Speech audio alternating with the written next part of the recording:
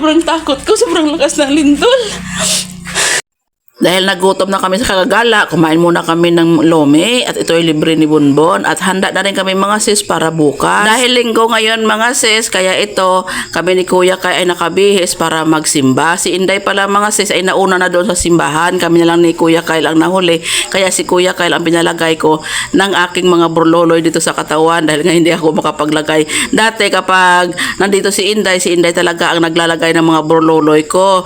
Kaya ngayon wala si Inday, dahil nauna na sa simbahan, kaya ayan si Kuya Kyle muna ang alalay ko. At ito na nga, dumating na kami dito sa simbahan at nagsimula na pala yung pagsimba namin mga sis nung dumating kami ni Kuya Kyle na late na kami, pero hindi pa naman sabi na kalahati, yung kasasimula pa lang mga isang kanta pa lang ang nakanta nila bago kami dumating ni Kuya Kyle. At ayan na nga yung aming song leader na praise and worship na pala ito mga sis, diba? Ang aming song leader ay lalaki, asawa pala ito ni Doc, yung ito siya, doktora, yung aming pastor ngayon dito. Pagkatapos nga namin magsimba mga sis, ito lumabas pala sila ni Bonbon para mamili din sila ng mga school supply. At niyaya pala kami dito ni Bonbon para sumama daw kami sa kanila. Siyempre ano pa, mukhang gala tayo mga sis, kaya sumama na rin. Hindi naman kasi kami palagi mga sis makalabas or makagala-gala, kaya pag may nagyayaya sa akin or kaya ginayaya nila ako ni Bonbon, kaya talaga sumasama talaga ako para makapaggala din ako.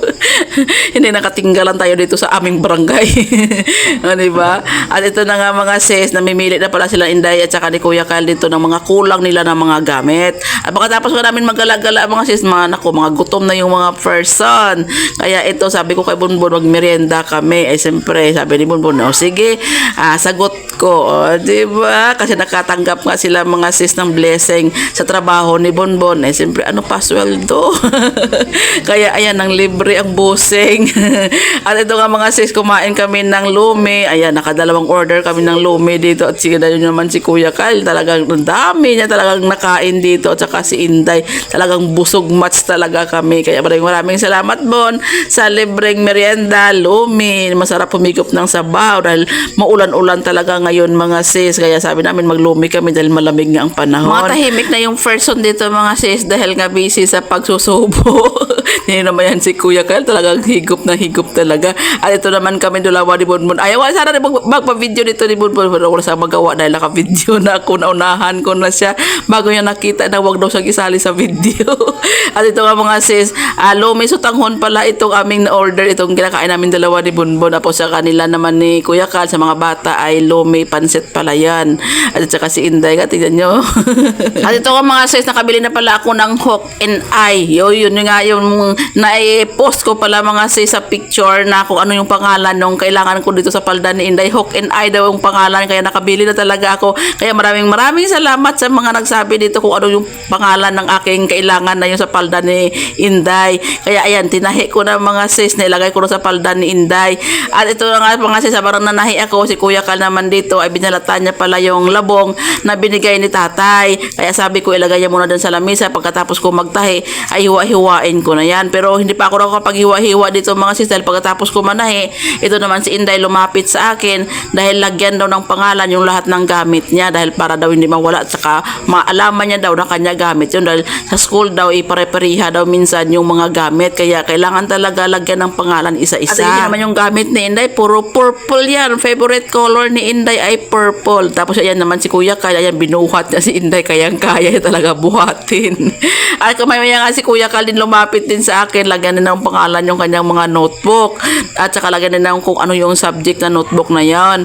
Kaya ayan, ready na talaga kami mga sis para bukas, kaya bising-busy na talaga ang mga nanay na ngayon. Kaya handa nyo na mga sis ang inyong mga boses para bukas sa paggising ng inyong mga anak. Sobrang takot ko, sobrang lakas ng lindol.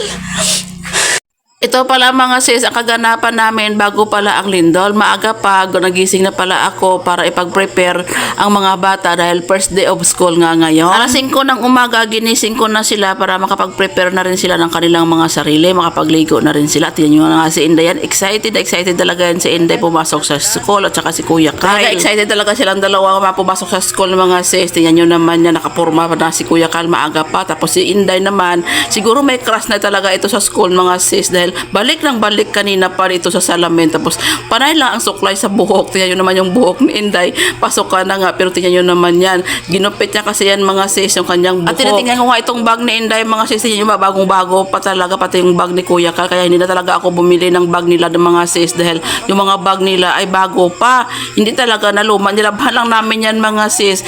Maganda talaga pala pagmamahalin na bag ang bilhin mo na dahil hindi ka agad masisira. Last year ko pa ito binili mga sis. At isang taon na nga nila itong gamit-gamit, pero tingnan nyo naman yung mukha ng bag nila. Bagong-bago pa talaga. Kaya nga sabi ko sa kanila, diba, hindi na sayang yung binili nating bag na kahit sobrang mahal, at least, ayan, ikalawang taon na rin yung gamit-gamit yan. At natatawa talaga ako mga sis sa buhok talaga ni Inday. Dahil sobrang excited ni Kuya Kal at ni Inday na pumasok sa school, ayan, ang baon na iwan. Kaya sabi ko, dadalhin ko na lang mga sis at ihatid ko na lang doon sa school. At tahimik na yung bahay, ako na lang mag-isa dito sa bahay mga sis. Ayan, naglinis muna pala ako dito sa bahay mga sis dahil sobrang kalat ng bahay namin, parang dinaanan ng bagyo. Tapos ko dito maglinis mga sis, ay naligo na rin ako mga sis para makapag-prepare na rin ako dahil pupunta rin ako doon sa aking mga paninda dahil magtitinda tayo mga sis dahil nga may pasok. At buti na lang talaga mga sis, nakatapos na lang ako maligo, nakabihis na ako at nag-prepare na lang talaga ako para bitbitin ko na lang itong mga gamit ko. At biglang nag-alarm nga itong aking cellphone mga sis. Tatlong cellphone talaga ang nag-alarm. At patingin ko nga mga sis sa cellphone ko at ayun, lindol talaga mga sis. 6.9 dito sa amin mga sis ang lindol. Kaya ayun, sobrang takot ko. Nabuksan ko talaga yung camera mga sis. Kaya ako naka-video mga sis dahil hawak mo talaga ang cellphone.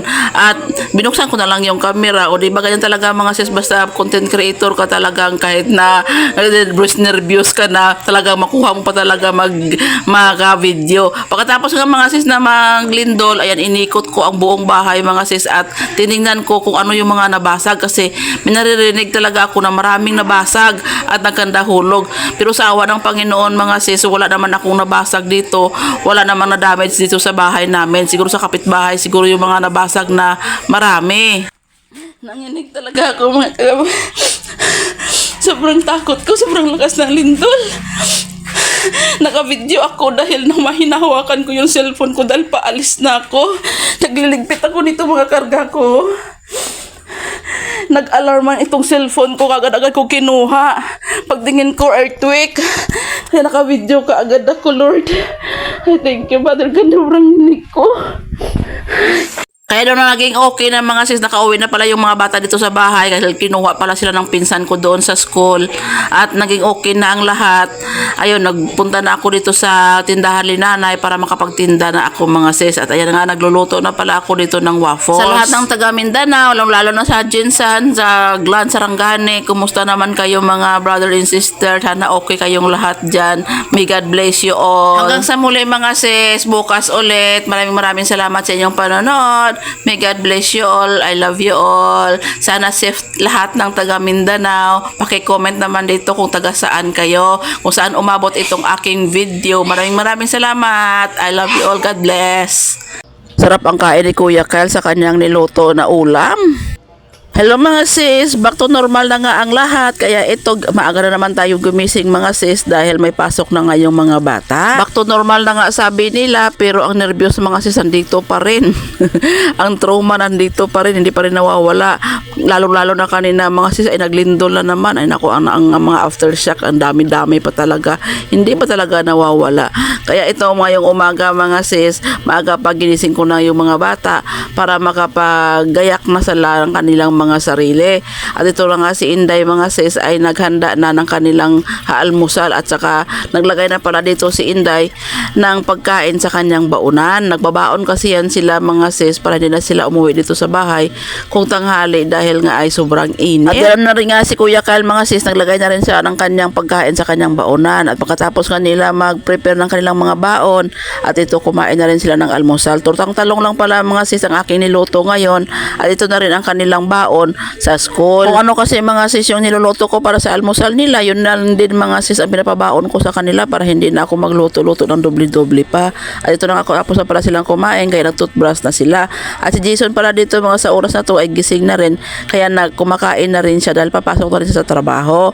At ito nga si Kuya Kyle mga sis, niloloko ko nga yan kasi balik din ang balik sa salamin, kaya sabi ko sa kanya siguro may class na to si Kuya Kyle dahil nagpapapugi na gaya ni Inday. At ito na ang mga sis, bigayan ng baon na tayo mga sis tuwing umaga. Ay nako, ito na naman, simot na naman yung barya-barya natin dito sa baon araw-araw. At ito nga si Kuya Kyle mga sis, inaayos na pala itong bag niya dahil natatanggal daw yung kanyang sabitan sa braso.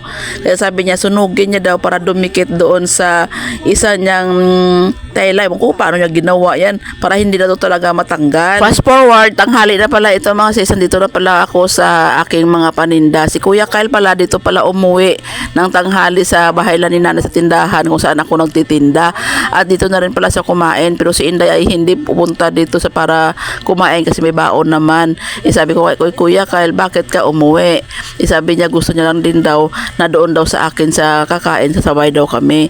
At fast forward ulit mga sis, ito pala maaga pa pala pinauwi yung mga bata dahil parang babagsak na naman ang napakalakas na ulan.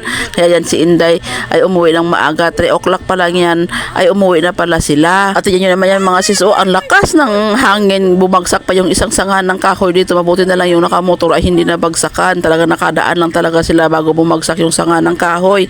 Sobrang lakas talaga ng hangin. Sabi nga nila El Nino daw, pero dito sa amin ay araw-araw na umuulan. Sobrang lakas nga ng hangin kanina mga sis. Ayan, parang nga may ipo-ipo yung mga dahon, hala, nag-ikot-ikutan na sa sobrang lakas ng hangin. Tignan nyo naman yung kahoy, ayan, napakalakas talaga ng hangin. Kaya natakot na naman ako. Sabi ko nga pagkatapos ng lindol, ito na naman, bagyo na naman ang dumating. Ay naku, papasalamat na talaga tayo sa Panginoon. Ligtas po talaga ang buong pamilya natin. Safe tayo palagi sa araw-araw. Yun lang po talaga lagi ang dalangin ko, na magiging safe po lahat po tayo. Safe ang lahat ng tao sa mga trahedya na dumadating ngayon sa atin. Kaya wag po nating kalimutan, mag-pray po tayo palagi. Lagi po nating isa-isip palagi po ang kaligtasan natin. At ayan na nga po, fast forward tayo. Nakauwi na pala kami sa bahay. At sabi ni Kuya Kalsa daw ang magluluto ng aming hapunan. At ang kanyang lulutuin po mga sis ay itong tortang labong, kasi meron nga akong labong dito sa bahay, kaya ayan, tinurta niya yung labong. Good, nakikrave daw siya ng torta na labong. Nakaluto na ba kayo ng ganito mga sis, na tinurta niya yung labong? Ang sarap pala ng tortang labong, itry nyo. Pinagluto pala kami ni tatay ng patutin mga sis. At kaya ng umaga mga sis, siyempre may pasok na naman, kaya nagluto na naman ako mga sis ng pangbaon ng mga bata at pang-almusal na rin. Ito pala ang niluto ko mga sis, saluyot. At alam nyo ba, sinahog ko itong saluyot sa bihon kasi wala akong ibang gulay mga sis, kundi saluyot lang talaga at opo ang mayroon ako dito. Kaya ang ginawa ko dito mga sis, naggisa lang pala ako dito ng sardinas. At ginisa ko na rin yung opo dito sa sardinas at nilagay ko pala ito ng sabaw, tapos nilagay ko na pala ito ng bihon. Nakatry na ba kayo mga sis na magluto ng ganitong luto din? Kasi itong sa akin mga sis, itong opo, nakatry na ako, pero hindi ko pa nakatry na nilagyan ng saluyot. Pero ngayon mga sis, try natin nalagyan ang bihon ng saluyot. Nako, i-try nyo, hindi kayo magsisi. At ito nga mga sis, kasi matagal na itong saluyot dito sa akin, bago masira, sabi ko ilagay ko na lang yan dito. Siyempre masustansya itong saluyot, kaya sabi ko para makain na rin ng mga bata yung saluyot. Pero kung gusto nyo mga sis na hiwa-hiwain ng maliliit, pwede naman hiwa-hiwain ito ng maliit. Pero itong sa akin mga sis, hindi ko na hiniwa-hiwa ng maliliit para malaki siya at makain talaga. Pero kung ayaw ng anak nyo ng saluyot, pwede nyo hiwa-hiwain ng maliliit para hindi nila makita na may saluyot. Habang nagluluto nga ako dito, ginising ko na si Inday para maligo na.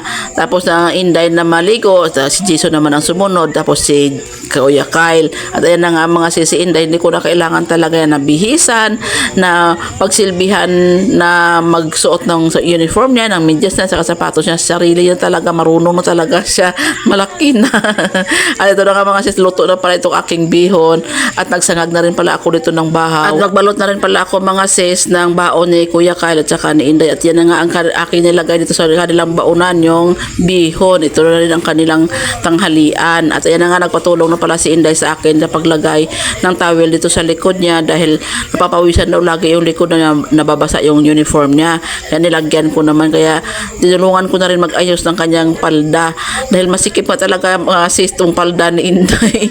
Ay, magpapatahi na nga kami ng bago mga sis dahil yung baywang talaga ng uniform ni Inday ay naku, maliit na. Tumaba talaga kasi si Inday. Di ba marami na nga nagsabi sa akin at marami nagko-comment na tumaba talaga si Inday. Palakain na kasi si Inday mga sis, hindi kagaya dati na hindi talaga siya kumakain. Pero ngayon ako palakain na talaga. At ayan na nga, pagkatapos nga nila magbihis at nakakain na sila, umalis na pala sila pumunta ng school.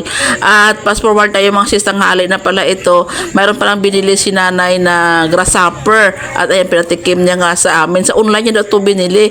Kakaiba pala yung yung grasshopper sa online. Iba yung lasa niya sa lasa ng grasshopper dito sa atin. At ito na nga mga sis, surprise pala kami kanina ni tatay. Nagluto siya ng patutay. Kaya sabi ko, ay nako, painggitin ko yung mga kapatid ko. Kaya sorry kanina sa reels ko kanina mga sis na marami palang nagalit na nagsabi nga ako na painggit. Sorry talaga mga sis. Mga kapatid ko talaga yun mga sis ang aking pinapainggit dahil kapag may okasyon nga sa amin dito mga sis tapos kumpleto kami magkakapatid, ito talaga lagi ang niluluto ni tatay sa amin, yung patutin. Kaya sabi ko, inggitin ko talaga yung mga kapatid ko. Kaya pasensya na sa mga nanood kanina na nagsabi ko nagpapainggit ako.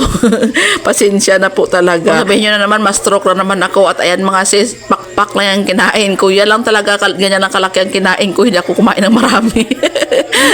Alam ko naman na stroke ako. Kasi marami nagalit kanina, ma-stroke daw ako sa kakatakawan ko. Ay, nako.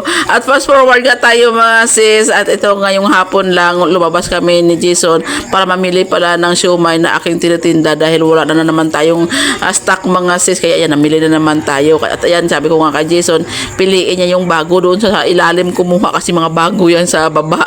Tapos yung sa taas, mga luma, sabi ko. At pumili na rin pala kami ng aming uulamin. At ito ang aking binili mga sis, ang manok. Maraming salamat sa inyong panonood. God bless and I love you all. Bye-bye.